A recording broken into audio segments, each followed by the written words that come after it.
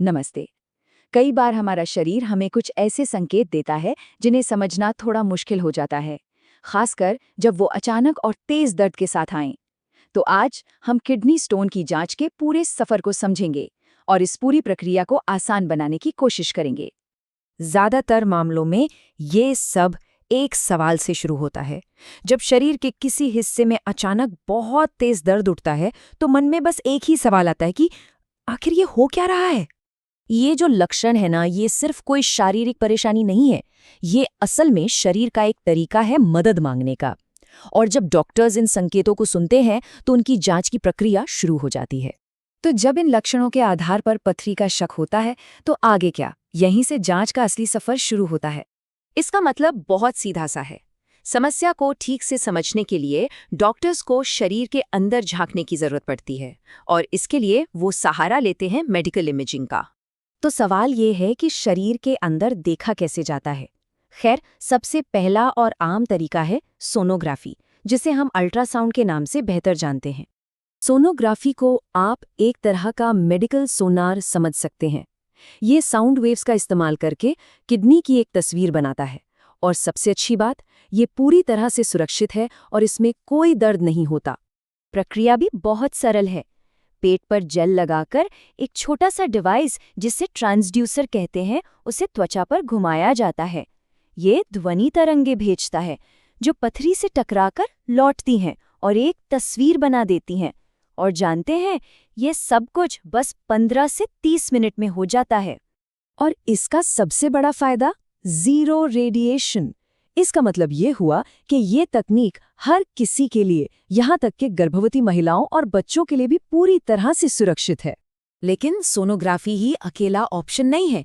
Doctors के पास कई तरीके होते हैं और उन्हें स्थिति के हिसाब से सबसे सही टेस्ट चुनना होता है। चलिए इन 3 मुख्य टेस्ट्स की तुलना करते हैं। पहला है अल्ट्रासाउंड, जिसमें कोई रेडिएशन नहीं। दूसरा है एक्सरे, जिसे केयूबी भी कहते हैं। ये किडनी, यूरेटर और ब्लैडर को देखता है। ये तेज और सस्ता तो है, पर कुछ तरह की पथरी को नहीं देख पाता। और आखिर में आता है सीटी स्कैन, जो सबसे सटीक है। 1 मिलीमीटर जितनी छोटी पथरी को भी पकड़ सकता है, लेकिन हाँ, इसमें रेडिएशन और खर्च दोनों ज्यादा होते हैं। और ये चार्ट सटीकता के इस फर्क को बिल्कुल साफ कर देता है। देखिए, सीटी स्कैन 95% से भी ज्यादा बार सही होता है, जबकि अल्ट्रासाउंड लगभग 70 से 80 बार। और इसी वजह से सीटी स्कैन को जांच का गोल्ड स्टैंडर्ड माना जाता है। तो चुनाव हमेशा सुरक्षा और सटीकता के बीच एक बैलेंस बनाने का होता है। अगर सेफ्टी पहली प्राथमिकता है तो अल्ट्रासाउंड सबसे अच्छा है, लेकिन अगर बीमारी की एकदम पक्की जानकारी चाहिए तो सीटी स्कैन सबसे बेहतर तस्वीर देता है। अच्छा, तो एक बार जब तस्वीरें आ जाती हैं तो अगला कदम होता है उन्हें समझना। आखिर डॉक्टर्स इन तस्वीरों में देखते क्या हैं? सबसे पहले देखा जाता है पथरी का आकार। और यहाँ एक राहत की बात यह हो सकती है कि अगर पथरी 5 मिलीमीटर से छोटी है तो अक्सर वो बिना किसी इलाज के अपने आप ही निकल जाती है। इसके बाद आता है पथरी का स्थान, मतलब वो है कहाँ। अगर पथरी किडनी में ही है तो हो सकता है वो सालों तक चुपचाप पड़ी रहे, बिना कोई लक्षण दिखाए। लेकिन अगर वो यूरेटर में, यानी पेशाब की नली में आ जाए, तो फिर तेज दर्द और रुकावट का कारण बनती है।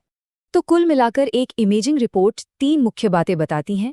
पथरी का आकार, जिससे इलाज का तरीका तय होता है, उसका स्थान, जिससे दर्द का कारण पता चलता है, और उसका घनत्व, जिससे ये अंदाजा लगता है कि पथरी किस चीज से बनी है।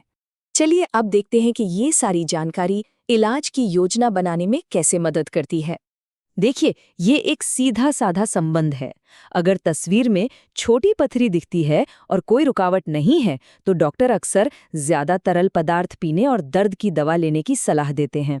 लेकिन अगर पथरी बड़ी है या रुकावट पैदा कर रही है तो शॉक वेव थेरेपी जैसी प्रक्रियाओं की जरूरत पड़ सकती है। और जिन लोगों को बार बार पथरी होने का खतरा रहता है, उनके लिए नियमित अल्ट्रासाउंड करवाना एक बहुत बड़ा फायदा हो सकता है।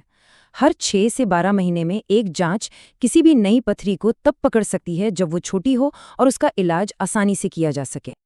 अंत में, इलाज का लक्ष्य सिर्फ तकनीक का इस्तेमाल करना नहीं है। जैसा कि अर्का अनुग्रह हॉस्पिटल का मिशन है, ये करुणा के साथ आधुनिक उपचार देने के बारे में है। मतलब एडवांस टेक्नोलॉजी और मरीज की देखभाल का एक बेहतरीन मेल।